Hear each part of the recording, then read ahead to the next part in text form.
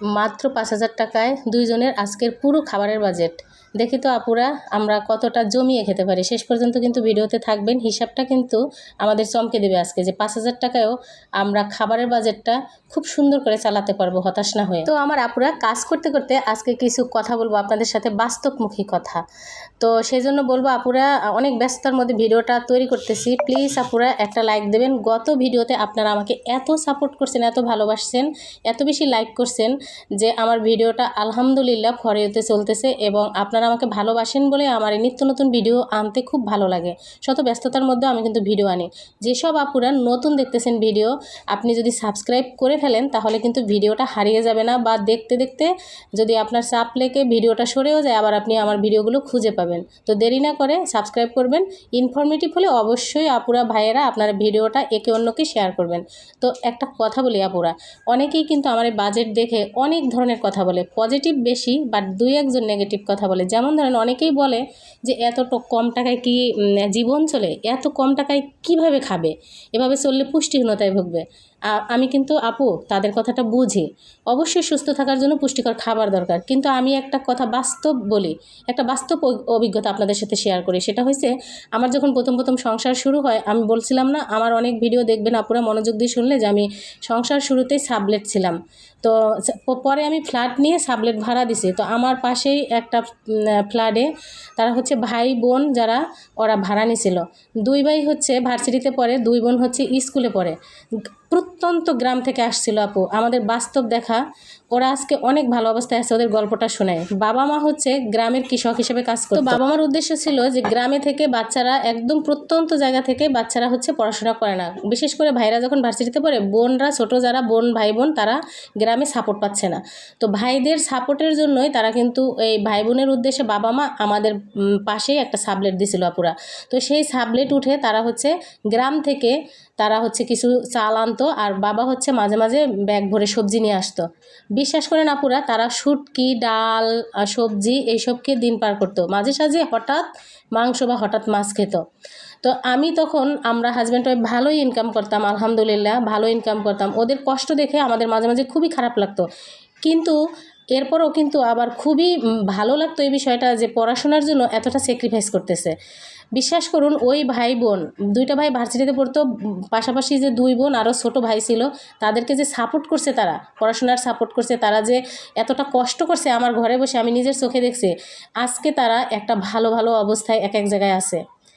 এমন তাদের পজিশন শুনলে আপনারা অবাক হবেন যে ব্যারিস্টার থেকে শুরু করে তারা বড় বড় অবস্থানে আছে, ভালো জায়গায় আছে আলহামদুলিল্লাহ। ওদের জন্য, ওরা আমার ভিডিও দেখে না আমি জানি, ওদের জন্য অনেক অনেক দোয়া রইলো। এবং ওদেরকে আমরা অনেক সাপোর্ট করছি যতটা সম্ভব পারছি। তারা আমাদের সাথে এখনও যোগাযোগ রাখে, খুবই ভালো সম্পর্ক তাদের সাথে। তারা অনেক বেশি মানে দোয়া করে আমাদের জন্য এবং অনেক বেশি মানুষের কাছে আমাদের ভালো কথা বলে। তো এটাই আপুরা আমি বলবো যে আমার জীবনে অনেক ছোটো ছোটো অভিজ্ঞতা আছে, অনেক কিছু দেখছি, দেখে শিখছি। এই যে যারা বলে যে মাছ না খেলে পুষ্টিহীনতায় ভুগবে, এত কিছু না খেয়ে কীভাবে বেঁচে থাকবে, মরে যাবে, তাদের উদ্দেশ্যে বলছি, ভালো কিছু পেতে হলে, ভালো কিছু করতে হলে ত্যাগ স্বীকার করতে হয়, না হলে কিন্তু কোনো কিছুই সম্ভব না। আপনি একটা লক্ষ্য স্থির করেন, একটা নির্দিষ্ট একটা গোল সেট আপ করেন, যতদিন আপনি সেই গোল পূরণ না হবে, সেই লক্ষ্যে না যেতে পারবেন, ততদিন আপনি কষ্ট করেন। সেই কষ্টটা কিন্তু আল্লাহ তাআলা দেখবে। আপনি কিন্তু এতে কিন্তু আপনার কষ্ট হবে না, আপনি মরে যাবেন না, কিন্তু মাঝখান থেকে আপনি হচ্ছে লাভবান হবেন। তো দেখুন আপুরা, শুধু তারা কেন, আমার নিজের চোখে অনেক পরিবার দেখছি যারা সন্তানদেরকে মানুষ করার জন্য দিনের পর দিন না খেয়ে, কম খেয়ে পড়াশোনা চালানোর জন্য খুবই সাধারণ খাবার খাইছে। ঠিক আছে, কোনো কিছু মানে তাদের কিন্তু গায়ে লাগে না, শুধু ডাল ভাত, কোনো দিনও সবজি, কোনো দিন একটু শুটকি, অনেক কম খাবার দিয়ে তারা কিন্তু খাইছে। মাসে একবার মাংস খাইছে, তারপরেও কিন্তু তারা মারা যায় না। খাবারের জন্য কেউ মারা গেছে আমি জানি না আপু, আমার এখনও শোনা যায় না। সেই আসমানির গল্প, আসমানির গল্প আমরা পড়ছি না, যে আসমানিদের দেখতে যদি তোমরা সবে চাও, রহিমউদ্দিন ছোট্ট বাড়ি রসুলপুরে যাও। তো সেই আসমানির গল্প কিন্তু বাস্তবে নাই আপুরা, কেউই এতটা কষ্টে না যে একদম না খেয়ে থাকে। তো যাই হোক, কষ্ট ছিল, অভাব ছিল, কিন্তু স্বপ্নটা কিন্তু অনেক বেশি ছিল, সেটা আমারও ছিল। আমি কিন্তু স্বপ্ন দেখছি, জীবনে অনেক কষ্ট করছি, অনেক পরিস্থিতির শিকার হয়েছি, একবেলা খাইছি, কোনো সময় খাবারের অভাবে আমি রাস্তা দিয়ে হাঁটছি, পকেটে টাকা ছিল না, আমি ঢাকা শহরে এমন দিনও পার করছি। বিশ্বাস করুন আপুরা, আমার বিয়ের আগে এমন একটা দিন ছিল যে আমার কাছে মানে আমি যখন পড়াশোনা শেষ করে নতুন একটা জব খুঁজতেছিলাম, আমার পকেটে টাকা নাই, আমার চাল নাই।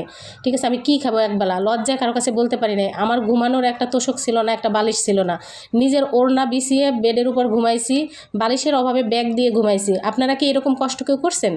আমার বিশ্বাস অনেকেই করছেন, আবার অনেকেই এরকম কষ্ট শুনলে মানে শিউরে উঠবেন যে আপনার জীবনে এত কষ্ট ছিল। সব কিছু কিন্তু মুখে বলা যায় না আপুরা। সেই কষ্টগুলো করছি বলে আজকে কিন্তু আলহামদুলিল্লাহ আল্লাহ পাক অনেক ভালো রাখছেন। যে অবস্থায় যখন থাকি না কেন আলহামদুলিল্লাহ আল্লাহ যা করছেন অনেক কিছু করছেন, ঠিক আছে। তো আমি আপনাদেরকে বলবো যে আপুরা, সেই কষ্টটা কিন্তু আমার পারিবারিক অর্থের কষ্টের জন্য করি নাই। নানান কারণে কিন্তু অনেক সময় আমাদের জীবনে অনেক কষ্ট আসে, যেটা আমরা ফ্যামিলিকে বুঝতে দিই। দেখুন আপুরা, আমরা কিন্তু খাবারটাকে বিলাসিতা হিসেবেও নিতে পারি, আবার হচ্ছে মানে শুধু খেয়ে বেঁচে থাকবো সেটাও নিতে পারি। আমার কাছে খাবার শুধু বিলাসিতা বা মনের মতন খাওয়ার বিষয় না। খাবার অবশ্যই জীবনের গুরুত্বপূর্ণ অংশ, কিন্তু জীবনে এগিয়ে যাওয়ার জন্য মানসিক শক্তি, ধৈর্য, পরিশ্রম আর নিজের ভবিষ্যৎকে সুন্দর করার ইচ্ছেই হচ্ছে ভীষণ গুরুত্বপূর্ণ আপুরা। খাবারটা আজ খেলাম কাল চলে গেল, ঠিক আছে, কিন্তু সামনে আমার সুন্দর কিছু ভবিষ্যতের জন্য আমাকে সুন্দর কিছু চিন্তাভাবনা করতেই হবে, স্যাক্রিফাইস করতে হবে। সবসময় হয়তো আমাদের পছন্দের সব কিছু খাওয়ার সুযোগ থাকে না, আমরা গরিব মধ্যবিত্ত, কখনো কখনো একটু মানে কমেই চলতে হয়, আমাদের খুবই কষ্ট হয়, কিন্তু ইচ্ছা সাময়িকভাবে ছেড়ে দিতে হয় আপুরা, শুধু একটা ভালো ভবিষ্যতের জন্য। আমি সামনে অনেক সুন্দর কিছু করব, আমার ভালো কিছু করতে হবে, সেই জন্য কিন্তু অনেক মানে ছোট ছোট বিষয় কিন্তু আমাদের ছাড় দিতে হয়। গতকাল আমার মোবাইলে একটা ফোন আসছিল, একটা আপুমণি ফোন করছে পাবনা থেকে, আমি তার নাম আইডি বলবো না, তারপরে বলবো সেই আপুটা আমাকে ফোন করছে, খুবই বিনয়ের সহিত অনেকক্ষণ কথা বলছে, এবং সে কি মানে কি যে কৃতজ্ঞতা বোধ আমার উপর রাখছে সে বিশ্বাস করেন আপু, এত দোয়া করছে। আপুরা আপনাদের কাছে আমি দোয়াটুকুই চাই, বিশ্বাস করেন এই যে এত কথা বলি, কাজ করি, আমার কি লাভ আছে বলেন? তারপরও আমি চাই শুধু আপনারা ভালো থাকেন, যে যেখানে থাকেন, একটা পরিবারের যদি উপকার হয় আমি অনেক হ্যাপি হব। তো আমার বিশ্বাস আলহামদুলিল্লাহ অনেক পরিবারের উপকার হয়েছে, অনেক আমার মা বোন আছে, বোনেরা ভাইয়েরা আছে যাদের উপকার হচ্ছে, না হলে আমাকে এত কৃতজ্ঞতা জানাতো না, এত ফোন করতো না আপুরা। তো সেই আপুটা বলল যে আপু আমি হতাশ হয়ে গেছিলাম শুধুমাত্র আপনার কথা শুনে, ধৈর্য ধরে কয়েকটা মাস চলতেছে, আপনার এমন কোনো ভিডিও নাই আমি না দেখছি, ঘুরে ঘুরে সমস্ত ভিডিও দেখছি। তো আলহামদুলিল্লাহ আপু, আপনার জন্য অনেক ভালোবাসা দেওয়া রইল। আর যে সকল আপুরা কমেন্টস করতে পারেন না, যেমন টিভিতে দেখেন, অনেকে আছে ল্যাপটপে দেখেন, অনেক সময় কমেন্টস করেন না সময়ের অভাবে, আমি কিন্তু বুঝতে পারি ভিউজ দেখে, বা আপনাদের এই 100 কমেন্টসও যদি আসে সেটা দেখে, পজিটিভ কমেন্টস দেখে বুঝতে পারি আপনারা আমাকে কতটা ভালোবাসেন। একটা মানুষ ভিডিওতে 5 লাইন 10 লাইনের একটা কমেন্টস করবে, তার কতটা ধৈর্য, কতটা ইচ্ছা, কতটা ভালোবাসা থাকলে সে করে সেটা আমি জানি, কারণ আমি তো অনেক ভিডিও দেখি। বিশ্বাস করেন আমি সারাদিনে কয়জনকে কমেন্টস করি, আমার এতটা ধৈর্য থাকে না, আমি করি না। কিন্তু আমার হৃদয়ে যদি দোলা দেয়, আমার যদি মনে হয় যে এই ভিডিওতে কমেন্টস না করলেই নয়, তখন কিন্তু আমি তাকে একটা কমেন্টস করে আসি।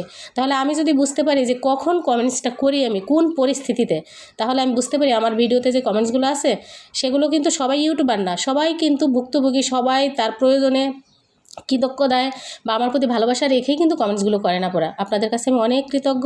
তো আপুরা আজকে আমি সেই 5,000 টাকায় খাবারের বাজেটটা দেখবো, সবাই দেখি, দেখার পরে আবার ফিরে আসবো ভিডিওতে, সবাই সঙ্গে থাকবে। তো আপুরা আবারও বলে নিচ্ছি, আজকে যে বাজেটটা দেখাবো খুবই কষ্ট, খুবই টানাটানির, তারপরেও কিন্তু বেঁচে থাকার জন্য লক্ষ্য স্থির করে, টার্গেট স্থির করে ভবিষ্যতে চলার জন্য এভাবে 5,000 টাকায় খেয়ে পরে বেঁচে থাকা যায়। আপুরা হতাশ হবেন না, পরিকল্পনা করেন, আর এভাবে যেভাবে লিখতেছি আপনারা লিখবেন 5,000 টাকা, তারপর পণ্য পরিমাণ, তারপর হচ্ছে দাম। আমি আপনাদের ডিটেলসে বুঝিয়ে দিব, আগে আমি একটু লিখে নেই। তো আগে বলবো যে আপুরা সব কিছু কিন্তু সবার একরকম বাজেট না। যার ইনকাম থাকবে 15,000 টাকা, আমি যেখানে জব করি সেখানে দেখা গেছে অনেক চতুর্থ শ্রেণী কর্মচারী আছে যারা কিন্তু 12 থেকে 15,000 টাকা ইনকাম করে। এখন তাদের তো 3 থেকে 4 জন ফ্যামিলিও থাকে, কিভাবে খেয়ে পরে তারা বেঁচে আছে সেটা বোঝেন। তো এই জন্য আমি বলবো যে অনেকের এখন এখানে যেহেতু 2 জনের বাজেট করতেছি, আলহামদুলিল্লাহ খেয়ে পরে বাঁচার জন্য সেটুকু করা যায়। একটু মনোযোগ যদি দিয়ে আপনারা দেখেন তাহলে হয়তো বা বুঝতে পারবেন। তো আমার এখানে লেখা শেষ হলে আমি বিস্তারিত বুঝিয়ে বুঝিয়ে বলবো কোথায় কোন টাকা, কতটুকু টাকা আপনারা খরচ করবেন। আশা করি ধৈর্য ধরে যদি দেখেন ভিডিওটা বুঝতে পারবেন। অনেক আপুরা বলেন যে এর মধ্যে বাসা ভাড়া, এর মধ্যে আপনার বিদ্যুৎ বিল কোথায়, এইসব। আসলে এটা শুধুমাত্র খাবারের বাজেট আপুরা, বারবার বলতেছি, এর আগের ভিডিওটা আমি দেখাইছে শুধুমাত্র খাবারের বাজেট। তো আপুরা কথা বেশি না বাড়িয়ে আজকে আমরা চলেন টোটাল বুঝে বুঝে একদম দেখি যে কোথায় কতটুকু টাকা খরচ করলে আমরা 5,000 টাকায় 2 জনের খাবার মেনটেন করতে পারবো। তাহলে আসেন আমরা সেই বিষয়টা আলোচনা করি এবং একটু দেখি, চেষ্টা করি পারি কিনা। তো আপুরা তাহলে আমরা দেখি যে 5,000 টাকায় 2 জনের সংসার কিভাবে চলবে। খাবারের বাজেট। অনেকে ভুল বোঝেন যে এর ভিতরে বিদ্যুৎ বিল কোথায় বা অন্যান্য বিল কোথায়। একটু ভিডিওটা ভালো করে দেখলে আপু ভাইয়েরা তাহলে ভুল ধারণাটা চলে যাবে। এটা হচ্ছে শুধুমাত্র খাবারের বাজেট। তো এটা কিন্তু আমার কথা না, যারা 5,000 টাকায় বাজেট চাইছে অনেক আপুরা ভাইয়েরা কমেন্টস করছে, আপনারা দেখবেন আমার ভিডিওতে যে আপু 5,000 টাকায় দুজনের বাজেট দেন। তো সেই জন্য কিন্তু আজকের ভিডিওটা নিয়ে আসছি। আমি চেষ্টা করছি আপুরা 5,000 টাকায় দুইজনের খাবারের বাজেট খুবই কষ্টকর, মানে খুবই কষ্টকর। যেখানে আপনার 8,000 টাকায় 4 জন খেতে পারে, কিন্তু 5,000 টাকায় 2 জন কেন কষ্টকর? এখানে একটা প্রশ্ন না? হ্যাঁ, এই জন্যই কষ্টকর আপুরা। আপনারা দেখবেন যে একই তেল লবণ জিরা বা একই মশলায় অনেক রান্না করা যায়, আবার 2 জন খেলে কিন্তু সেই একই জিনিস লাগে বাজেট বেড়ে যায়। তো সেই জন্যই দ্রব্যমূল্যের দাম অনুযায়ী আপনার তো প্রত্যেকটা আইটেম কিনতে হইতেছে, যতই কম কেনেন সেই জন্য টাকাটা খরচ বেশি হয়। আর অনেকে খেলে টাকা খরচ কম শুধু এই জন্যই হয় যে শুধু চাল বাড়ালে আর সামান্য কিছু জিনিস বাড়ালে অনেক মানুষ খেতে পারে। তো 2 জনের জন্য 5,000 টাকায় খুবই কষ্টকর। শুধু একদম জানটা বাঁচানোর জন্য যেভাবে চলা যায় স্বল্প আয়ের মানুষরা, নিম্ন আয়ের মানুষরা আমরা তো যতটুকু চলতে পারি ততটুকু দিয়ে বাজেটটা চেষ্টা করছি। এটাও কিন্তু একটা আইডিয়া, এটা একদম পারফেক্টলি আপনাদের এভাবে করতে হবে তা না, আপনারা নিজেরা নিজেদের মতো করতে পারেন। তো আমার কাছে যেহেতু আইডিয়া চাইছেন, আহারে বাহিরে অনেক গ্যাঞ্জামের শোনা যায়, দিনে ভয়েস দিতেছি আপুরা, সেই জন্য অনেক গ্যাঞ্জাম শোনা যায়, একটু বুঝে নেবেন আপনারা। তো যাই হোক, এবার আমরা আসল কথায় আসি যে কীভাবে পারি একটু দেখি আপুরা। প্রথমত হচ্ছে মাত্র 5,000 টাকায় 2 জনের খাবারের বাজেট এভাবে লিখবেন। লেখার পরে আপনারা হচ্ছে 5,000 টাকা লিখে পণ্য লিখবেন। এখানে পণ্য কী কী পণ্য আপনি লিস্ট করবেন আপনার সংসারের দরকার, আর পরিমাণ, দাম, ঠিক আছে? এইভাবে লিখবেন। এভাবে লিখলে সহজ হবে। আপনি যখন বাজারে যাবেন 5,000 টাকা নিয়ে, আপনি কিনা শুরু করলে আপু আপনি দেখবেন যে 5,000 টাকা দিয়ে অর্ধেক আইটেম কিনছেন, টাকা শেষ হয়ে গেছে, বাকিটা হিমশিম খাবেন, পারবেন না। সেই জন্য এভাবে লিস্ট করবেন। কি লিখবেন? এখন দেখেন চাল 2 জনের জন্য 20 কেজি ধরা হয়েছে মোটামুটি, তো কম বেশি হতে পারে, সেটা আপনাদের ব্যাপার, কিন্তু আমি আইডিয়া করলাম 20 কেজি। এখানে 60 টাকা কেজি দর হলে 1200 টাকা। তারপর হচ্ছে ডাল 1 কেজি 2 জনের জন্য 100 টাকা। তারপর হচ্ছে তেল 2 লিটার 400 টাকা। আটা 3 কেজি 150 টাকা। আলু 3 কেজি 120 টাকা। এই বাজারের যে দাম বলছি আপুরা, এটা কিন্তু কখনো কম বেশি হতে পারে, জায়গা বেঁধেও কম বেশি হতে পারে, জাস্ট একটা আইডিয়া দেওয়া। তারপর হচ্ছে পেঁয়াজ, রসুন, আদা, শুকনা মরিচ। এখানে পেঁয়াজ রাখা হয়েছে 2 কেজি 120 টাকা, রসুন হাফ কেজি 50 টাকা, আদা 50 টাকার, টোটাল 50 টাকার, শুকনা মরিচ 100 গ্রাম 30 টাকার। আমি কিন্তু প্রথম 30 টাকার গুঁড়ামরিচ কিনতাম, 30 টাকার হলুদ কিনতাম, এখন একটু বাড়াই কারণ বাচ্চারা বড় হয়েছে, সেই জন্য দেখা গেছে লাগে। এরপর শুকনো মরিচ 30 টাকা, হলুদ 30 টাকা, ধনিয়া 30 টাকা, লবণ 1 কেজি 35 বা 40 টাকা লাগবে, এখানে 35 টাকা লিখে ফেলছি, যাই হোক। তারপর চিনি চা পাতা 100 টাকার মিলে নেবেন। আমি বললাম না যে 1 কেজি নেওয়ার দরকার নেই, একটু কম নিয়ে ওই টাকা দিয়ে আপনি চা পাতা নেবেন। ধরেন আপনি আধা কেজির উপরে চিনি নিলেন, বাকি টাকার আপনি চা পাতা নিলেন, এভাবে চিনি চা পাতা 100 টাকা নেবেন, ঠিক আছে? এরপর হচ্ছে সাবান, একটা রাখছি বড় সাবান 80 টাকা দিয়ে, 80 টাকা। আমার এই যে কলমের কারণে আপনারা দেখেন কলমটা মানে কালি ভালো করে বের হইতেছিল না, কেমন জানি হয়েছিল, বাকি এক কলম খুঁজে পাইতেছিলাম না, বাচ্চারা স্কুলে গেছে। এই যে কলমটা জানি কেমন, যাই হোক। এখানে সাবান, একটা বড় সাবান রাখছি 80 টাকার, এটাই চলে যাবে। একটা বড় সাবান কিনলে পুরো মাস চলে যায়। গুঁড়ো সাবান, মানে এটা হচ্ছে কাপড় ধোয়া সাবান, আপনারা হাফ কেজি নেবেন 60 টাকা, একটু কম বেশি হতে পারে আপুরা। তো এরপর হচ্ছে ডিম 1 ডজন, যেহেতু 2 জন আপনারা 1 ডজন, এখানে হচ্ছে 150 টাকা হবে ডিম, ঠিক আছে? আর দুধ হয়েছে 2 কেজি 160 টাকা, মাছ হয়েছে 300 টাকা। খেলাটা এখানে এখন দেখেন আপুরা, আপনি যখন প্রত্যেকটা জিনিস অল্প অল্প অল্প অল্প কিনছেন, তখন কিন্তু মাছ মাংসের বাজেটটা খুবই কমে গেছে। উপায় নাই তো আপুরা, কিছু করার নাই। কারণ হচ্ছে 350 টাকায় কী মাছ খাবে সারা মাস, এটা চিন্তা করতে পারেন। আপনি 350 টাকায় হচ্ছে 1 থেকে 1.5 কেজি মাছ কেনেন, একটু মোটামুটি সাইজের, ওটাকেই হয়েছে সপ্তাহে 2 দিন করে খান, ভাগ করে রাখেন, এভাবে। এরপরে হচ্ছে আপনি, আপনার জন্য আরও কথা আছে, মাংস 350 টাকা। এখন 350 টাকায় কী মাংস? গরু মাংস তো হবেই না, খাসিও হবে না, এখানে ব্রয়লার মুরগি হবে। সেটা আপনি বড় সাইজের একটা ব্রয়লার মুরগি নেবেন, যেটাকে নিয়ে 3টা ভাগ করে রাখবেন। আপনি 3টা ভাগ করলে আপনি হচ্ছে দেখা গেছে যে 10 দিনের মাথায় আপনি 1 দিন মাংস খেতে পারবেন, এটাই স্বাভাবিক। সবজি হচ্ছে 300 টাকা, তো ফল হয়েছে 200 টাকা, এই টোটাল হয়েছে 4,580 টাকা। এখানে যে বাজার হিসাবটা 4,580 টাকা, ঠিক আছে? বাকি থাকে কত? 5,000 টাকায় আমার 420 টাকা। এখন আমি বললাম না যে আপুরা এই বাজার দর তো ওঠানামা করতে পারে, বা আপনি আরেকটা জিনিস আপনার লাগতে পারে যেটা আমি জানি না, তারপরও আপনাকে মাসে 350 টাকা বলা হয়েছে, যেহেতু 4,020 টাকা এখানে আমার বাকি আছে, তো এই 350 টাকার সাথে আপনি আরও এখানে 200 টাকা ভরেন, মাংসের সাথে আপনি 200 টাকা ভরেন, তাহলে মাইনাস প্লাস হয়ে গেল।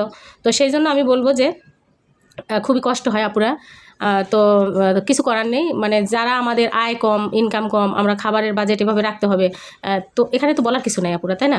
এরকম কষ্ট করে বাজেটটা আমাকে করতে হইতেছে আপুরা। এটা খুব টাইট বাজেট, চলাটা খুবই কষ্ট, কিন্তু মনোবল শক্ত থাকলে, ধৈর্য থাকলে, আল্লাহ ভরসা, এটাও কিন্তু দিন চলে যায়।